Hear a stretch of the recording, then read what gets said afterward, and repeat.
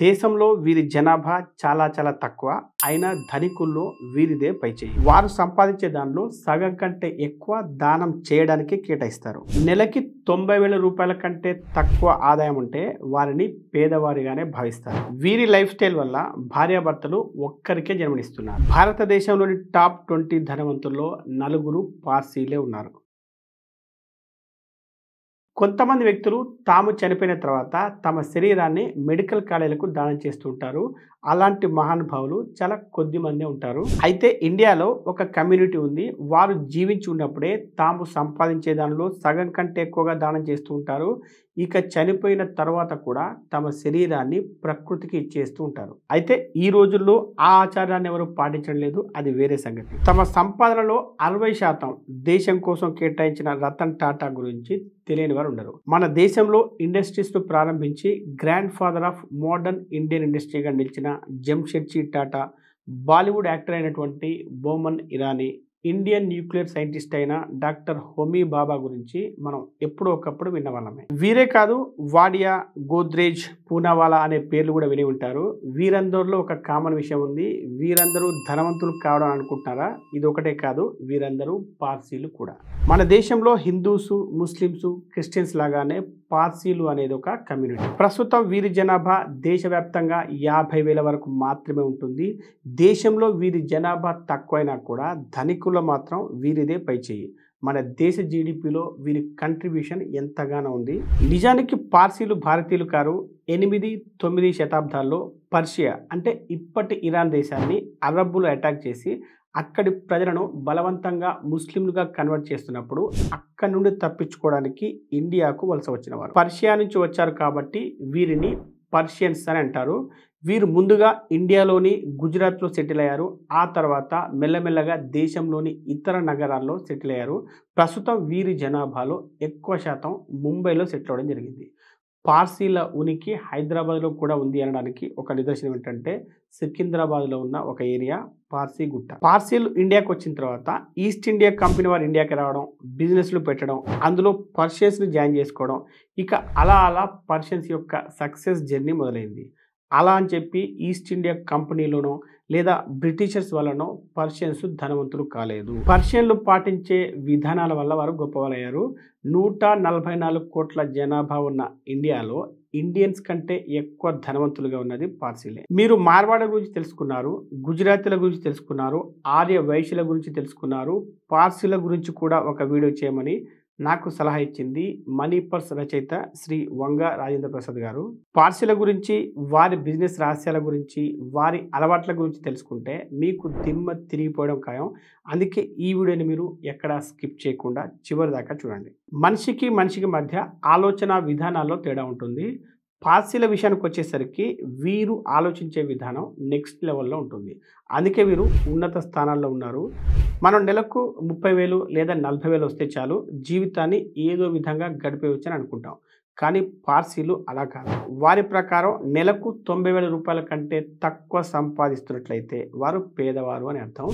వారు ఇలా ఆలోచించడానికి కారణం వారు ఆచరించే ధర్మం. ఆ ధర్మం ప్రకారం పేదరికం ఒక పాపం కాబట్టి దాన్ని తరిమి కొట్టడానికి వారు కష్టపడతారు.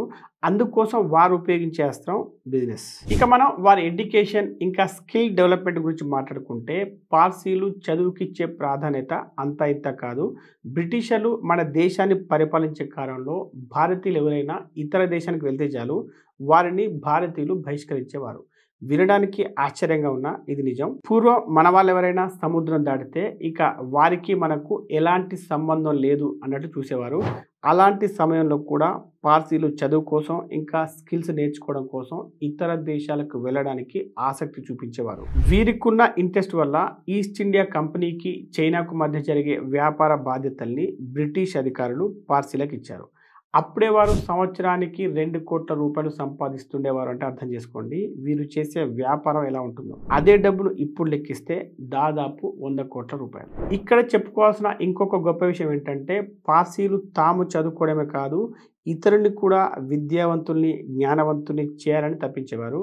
అందుకు ఒక గొప్ప ఉదాహరణ ఏంటంటే జంషెడ్జీ టాటా గారు బెంగళూరులో స్థాపించిన ఇండియన్ ఇన్స్టిట్యూట్ ఆఫ్ సైన్స్. అందులో చదువుకోవడం కోసం ఎన్ని లక్షల మంది పోటీ పడతారో వేరే చెప్పనక్కర్లేదు. పర్షియా నుంచి ఇండియాకు వీరేమి తీసుకొని రాకపోయినా కూడా వీరి తెలివితేటలతో సమయస్ఫూర్తితో ఎంతో డబ్బుని సంపాదించారు. టాటాల గురించి కానీ గోద్రేజ్ గురించి కానీ తెలియని వారు ఉండరు. వీరు కూడా పార్సీలే. వ్యాపారాలను మరో మెట్టు ఎక్కించే విధంగా వీరు పరిశ్రమని స్థాపించారు. మన దేశంలో మొట్టమొదటి ఇండస్ట్రీని స్థాపించిన వ్యక్తి ఒక పర్షియనే. అది మరెవరో కాదు, జంషెడ్జీ టాటా. దీన్ని బట్టి మనం అర్థం చేసుకోవచ్చు వీరు భవిష్యత్తు గురించి, అభివృద్ధి గురించి ఏ విధంగా ఆలోచిస్తారు. భారతదేశ అభివృద్ధిలో వీరి పాత్ర ఎంతగానో. ఇక పార్సీలు ఎక్కువగా నమ్మే విషయం ఏంటంటే కలిసి కట్టులోనే బలం ఉంటుందని. Unity is strength. పార్సీలలో ఎంతో యూనిటీ ఉంటుంది. వీరిలో ఒక్కరు బాగుపడినా కూడా వారి కమ్యూనిటీలో మరొకరికి సహాయం చేస్తారు. వీరి పక్కన ఉన్న వారికి కూడా సాధ్యమైనంత సహాయం చేయడానికి ప్రయత్నిస్తారు. ఇక వీరు పాటించే ఎథిక్స్ గురించి మాట్లాడితే డబ్బు సంపాదించాలని పార్సీలు ఎంతో కష్టపడతారు, కానీ ఎవరిని మోసం చేయరు. పార్సీల వ్యాపారానికి మూలస్తంభం ఏంటంటే ఇంటిగ్రిటీ. వీరు చేసే పని సమాజానికి ఉపయోగపడేలా ఉంటుంది. బిజినెస్ ఎథిక్స్ పాటిస్తూ వ్యాపారం చేశారు కాబట్టే వారు గొప్పవారయ్యారు. ఇందుకు ఒక గొప్ప ఉదాహరణ ఏంటంటే టాటా గ్రూప్. నీతికి, నిజాయితీకి, నమ్మకానికి మారుపేరు టాటా గ్రూప్. మన దేశంలో మొట్టమొదటిసారిగా ఎంప్లాయీ ప్రావిడెంట్ ఫండ్ను ప్రవేశపెట్టిన సంస్థ టాటా.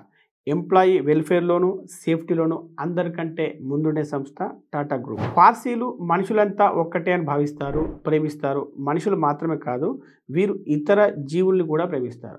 వీరి ధర్మం ప్రకారం వీరు మరణించిన తర్వాత వీరి ఆత్మను స్వర్గానికి తీసుకుని వెళ్ళేది ఒక కుక్క. అందుకే వీరికి కుక్కలంటే చాలా ఇష్టం. వీటి క్షేమం కోసం బ్రిటిషర్లకు కూడా వీరు ఎదురెళ్ళేవారు. రతన్ టాటా గారు కూడా తమ తాజ్ హోటల్లోకి కుక్కల్ని అలౌ చేసేవారు. అలాగే తాము పెంచుకునే కుక్కల్ని కూడా ఎంతో ప్రేమగా చూసుకునేవారు. పార్సీలు కొత్తదనాన్ని స్వీకరించడానికి అందరికంటే ముందుంటారు. మారుతున్న కాలానికి, పరిస్థితులకు అనుగుణంగా తమను తాము చాలా ఈజీగా అడాప్ట్ చేసుకుంటారు. పర్షియా నుంచి ఇండియాకు వచ్చినప్పుడు భారతీయ సంస్కృతిని వీరు చాలా వేగంగా స్వీకరించారు. అలాగే వ్యాపారాల కోసం సముద్రాల మీద ప్రయాణం చేయడానికి కావాల్సిన స్కిల్స్ను కూడా త్వరగానే నేర్చుకున్నారు. బ్రిటిషర్లు తీసుకొచ్చిన రూల్స్ను అర్థం చేసుకొని వాటికి తగినట్లుగా నడుచుకున్నారు. దీనివల్ల బ్రిటిషర్లకు ఇండియన్స్ కంటే ఎక్కువగా పార్సీలు చాలా క్యాపబుల్ అనిపించి వారికి ఎక్కువగా పదవులు ఇచ్చేవారు. అలా అని చెప్పి బ్రిటిషర్లకు పార్సీలు సపోర్ట్ చేయలేదు. స్వాతంత్ర్య పోరాటంలో కూడా బ్రిటిషర్లకు వ్యతిరేకంగా మన దేశానికి అండగా నిలిచారు పార్సీలు. ఇక పార్సీల త్యాగ గుణం గురించి మాట్లాడుకుంటే ఎంత చెప్పినా తక్కువే. తాము సంపాదించే దానిలో సగం కంటే ఎక్కువగా దాన ధర్మాలు చేయడానికి ఉపయోగిస్తారు. వీరు మరణించిన తర్వాత కూడా డెడ్ బాడీని ప్రకృతికే ఇచ్చేస్తూ ఉంటారు. అలా ఇవ్వాలని వీరి ధర్మంలోనే ఉంటుంది. ఇదే వీరు చేసే చివరి త్యాగం అని చెప్పుకుంటారు. మన దేశంలో పార్సీల జనాభా కనుక చూస్తే ప్రతి సంవత్సరం వీరి జనాభా తగ్గుకుంటూ వస్తుంది. దీనికి కారణాలు ఏంటంటే వీరి చదువు, వ్యాపారం, వీరి జీవితంలో ఎక్కువ సమయం డెవలప్మెంట్కే అంకితం చేయడం. వీరి లైఫ్ స్టైల్ వల్ల భార్యాభర్తలు ఒకే ఒక్క సంతానానికే మొగ్గు చూపుతున్నారు. అలాగే వీరి ధర్మం ప్రకారం వీరి కమ్యూనిటీలోని అమ్మాయి ఇతర కమ్యూనిటీ వాళ్ళని పెళ్లి చేసుకుంటే వారిని పార్సీలుగా గుర్తించరు. దీనివల్ల కూడా వీరి జనాభా రోజు రోజుకు తగ్గుకుంటూ వస్తుంది. జనాభా తక్కువగా ఉన్నా కూడా భారతదేశంలోని టాప్ 20 ధనవంతుల్లో 4 పార్సీలే కనిపిస్తారు. గొప్పవారు కావాలంటే గొప్పగా ఆలోచించాలి అనే విషయం పర్షియన్ల నుంచి మనం నేర్చుకోవాలి. ఈ వీడియో మీకు నచ్చితే లైక్ చేసి కామెంట్ చేయండి. మీకు తెలిసిన వారందరికీ ఈ వీడియోను షేర్ చేయండి. Be rich, stay rich.